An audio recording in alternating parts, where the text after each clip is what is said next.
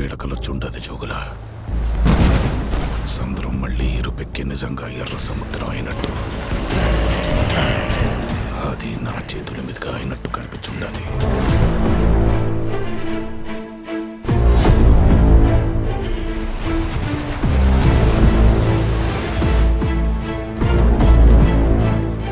భయం పోవాలంటే దేవుడి కథైనాలా, భయం అంటే ఏంటో తెలియాలంటే దేవర కథైనాలా.